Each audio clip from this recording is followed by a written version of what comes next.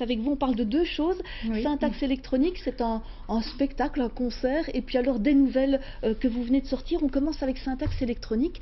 C'est un projet né d'une rencontre. Exactement. C'est un projet qui est né de la rencontre de Steph Wunderbar, qui est une DJ lilloise à la base, mais qui a émigré à Liège. Et j'ai été séduite par la musique électro qu'elle proposait. Elle est douce, elle est raffinée. Elle est audible et accessible, et je l'ai rencontrée, je lui ai proposé quelques textes que j'ai écrits, et on a essayé de mixer ça, ces mots et ces sons.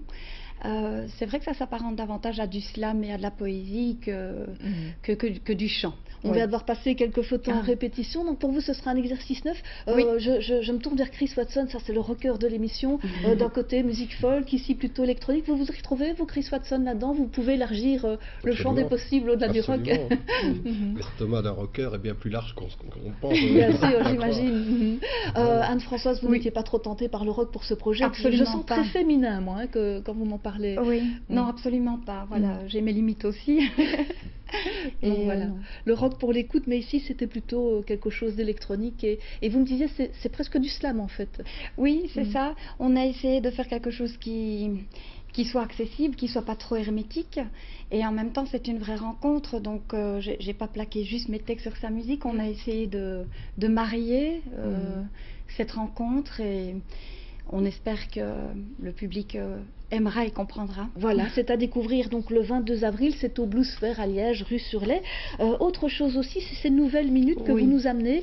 Elles sont au nombre de 5, je les présente, mais je pense qu'on va les découvrir plus en détail. Voilà, alors il y a les grandes guerres, testament, départ, sœur, mais aussi temps de midi d'un fonctionnaire.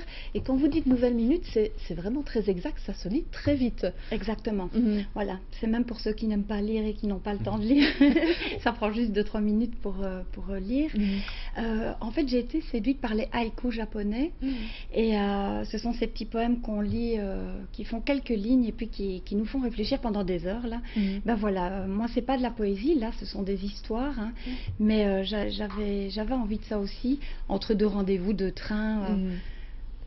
Proposer la lecture. Et donc en fait, c'est quand même des choses assez profondes. Il y a notamment ce texte de sœur sur un testament, pourquoi le testament est écrit comme ceci, les conditions, ce qu'il entraîne. Il y a aussi le temps de midi d'un fonctionnaire, où on se rend compte que vous vous mettez dans la peau du narrateur qui est un détective. Je sacrifie un peu le suspense. Non, il n'y a pas de souci. Donc voilà, mais vous vouliez quand même transmettre un message, c'était pas juste raconter pour raconter. Non, c'est transmettre quelque chose, et en même temps c'est cet alliage du lourd et du léger. Voilà, transmettre quelque chose, mais aussi laisser respirer. Alors c'est l'éditeur Audace qui édite ces 5 nouvelles. Pourquoi ne pas avoir choisi le format recueil tout simplement? Je ne saurais pas vous dire. En fait, je pensais qu'il allait faire un recueil, et puis comme je suis photographe, il m'a proposé d'apposer chaque fois une photo que j'avais fait, et je me suis dit finalement pourquoi pas.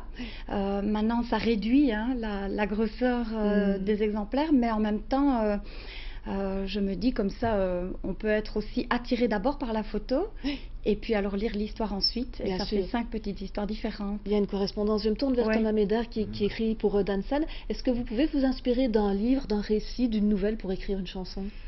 Ce ne m'est pas arrivé, mais Jérôme, lui, par exemple, a écrit une chanson instrumentale qui s'appelle Nautilus, qui vient de Jules Verne. Voilà, c'est ça exactement. Et du coup, je crois que c'est l'image de sous-marins qui foncent à travers l'eau qui lui a inspiré de la chanson. Donc est née une chanson d'un univers, d'un bouquin, quoi. Donc voilà, moi ça m'est pas encore arrivé, mais ça arrivera sûrement. Je lis beaucoup par contre tous les soirs, tous les jours, et pas mal de thrillers, de policiers, j'aime beaucoup, donc je suis très curieux. Voilà, je vais peut-être les distribuer après. Je les ai lus.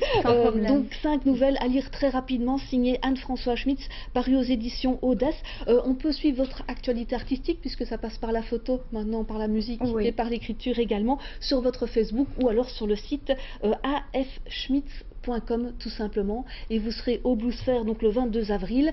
Vous n'avez pas trop peur? Là pour le moment non, mais je sais bien que le jour même je vais avoir très peur. D'accord, un peu le tract quand même, donc voilà.